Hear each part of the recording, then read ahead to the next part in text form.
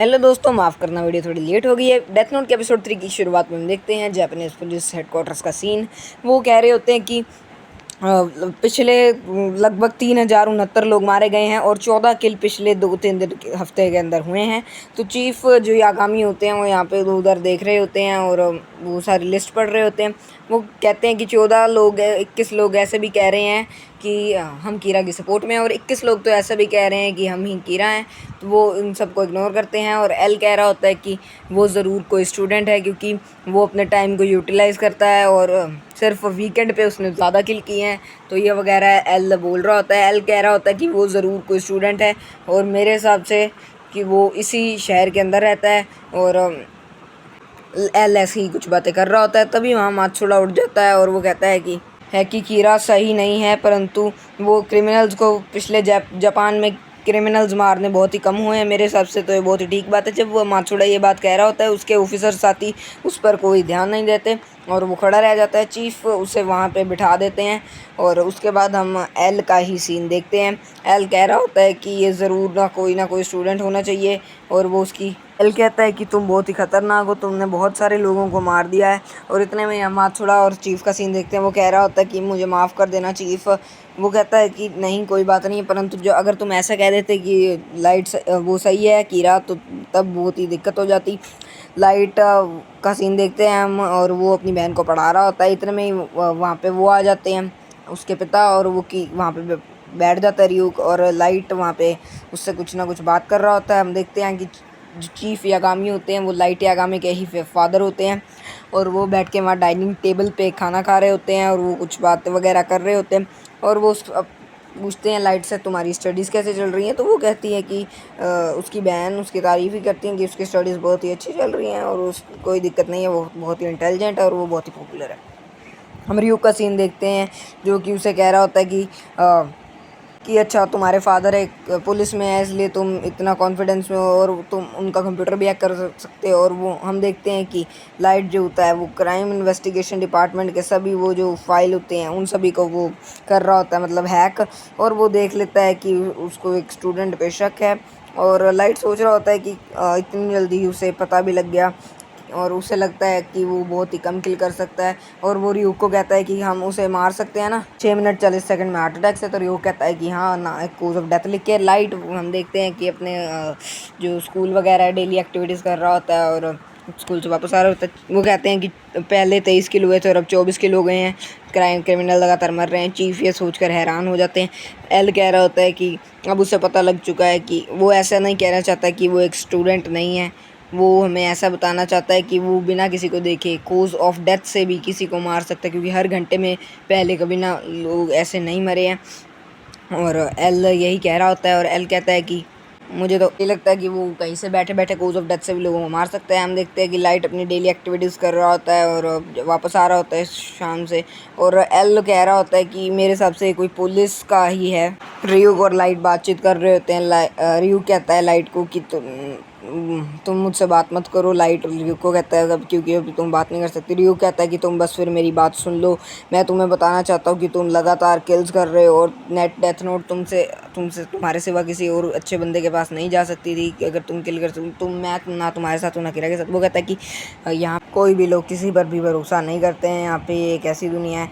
और एल लोगों को लगता है कि एल और पुलिस के संबंध अच्छे हैं, लेकिन अब वो दोनों एक दूसरे के पीछे ही पड़ जाएंगे और वो तीनों एक दूसरे का ही किल कर देंगे। हम देखते हैं कि 3 जो ऑफिसर होते हैं वो जापानीज़ पुलिस से रिज़ाइन दे देते हैं और वो कहते हैं कि हाँ हम जानते हैं कि एल ने बहुत ही तगड़ा काम किया था कि उसने उसको चैलेंज किया था कीरा को, परंतु हम एक ऐसे ऑफिसर्स हैं जो अपना स्थान से लेके जाते हैं और अपना सिर्फ स्थान से लेके जाते हैं।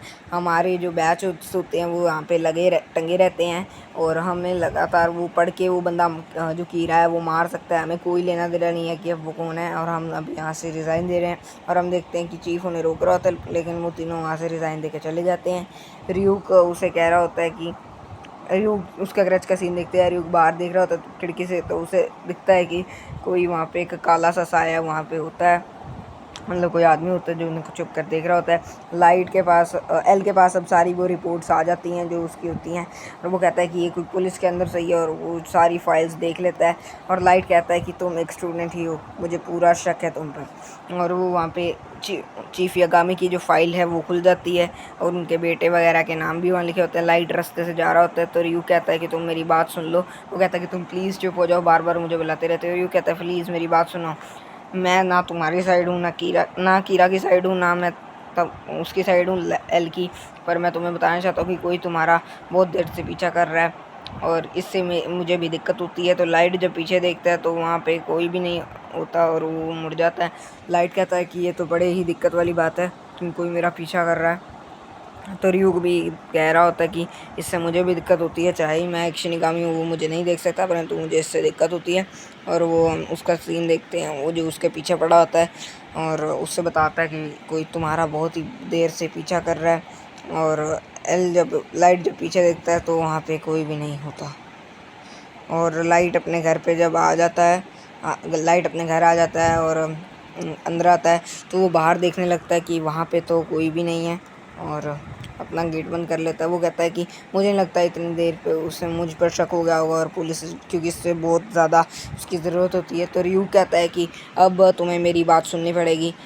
तुम्हें पता है कि इंसान और मनुष्य में दो बड़े अंतर होते हैं, इंसान और शिनिगामी में। वो बताता है कि पहला अंतर तो ये है कि शिनिगामी बिना किसी को देखे उसे मार सकते हैं। मतलब तुम्हारा नाम उनके पास पहले ही शिनिगामी आइज़ से उन्हें दिख रहा होता है, और हम तुम्हें मार सकते हैं ये वगैरह वो बता रहे होते हैं।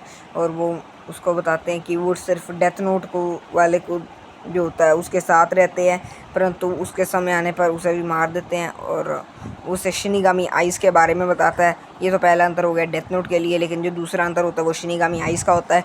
वो कहता है कि मेरी ये जो आइज़ हैं ये पूरे तरीके से लोगों का नाम वगैरह और सब कुछ देख सकती हैं। ये तुम्हारा नाम अभी मुझे शो हो रहा है कि तुम्हारी कितनी लाइफ पड़ी है, और मैं ह्यूमन एज में कन्वर्ट करके तुम्हें बता सकता हूँ कि अगर तुम्हारे अभी 12 साल पड़े हैं तो तुम 6 साल जियोगे, अगर तुम ये लेते हो शिनिगामी आइज़ आधी उम्र जियोगे अगर तुम ये लेते हो। और इससे तुम एल का नाम वगैरह भी पता लग जाएगा, जो भी अगर वो हाँ हुआ। वो कहता है कि ये तो बड़ी ही तगड़ी चीज़ है, वो इसे बोल रहा होता है। तो वो कहता है कि ये डील के बिना कभी भी संभव नहीं हो सकता, और ये वगैरह वो कह रहे होते हैं। और लाइट ये सुनकर चौंक हो जाता है, और चौंक जाता है, और वो कहता है कि रियू, मैं ना तुम्हारी तरफ हूँ, ना कीरा की तरफ हूँ, ना उसकी तरफ हूँ एल की तरफ, परंतु ये डील मैं तुम्हें देना चाहता हूँ, और ये मेरा वो भी थी, मतलब कर्तव्य भी था तुम्हें बताना। और लाइट कहता है कि ये तो बहुत ही काम की चीज़ है, परंतु वो रियू कहता है कि हाँ ये बड़ी ही काम की चीज़ है, इससे तुम लाइट एल का नाम याद करके भी उसे मार सकती हो। और लाइट हंसता है, और रियू कहता है कि क्या तुम डील करना चाहोगे। लेकिन इतने में ही हम देखते हैं कि वहाँ पे एक ऑफिसर होता है जो उन्हें बाहर से देख रहा होता है। इतने में ही एपिसोड एंड हो जाता है। प्लीज़ लाइक कर दो यार।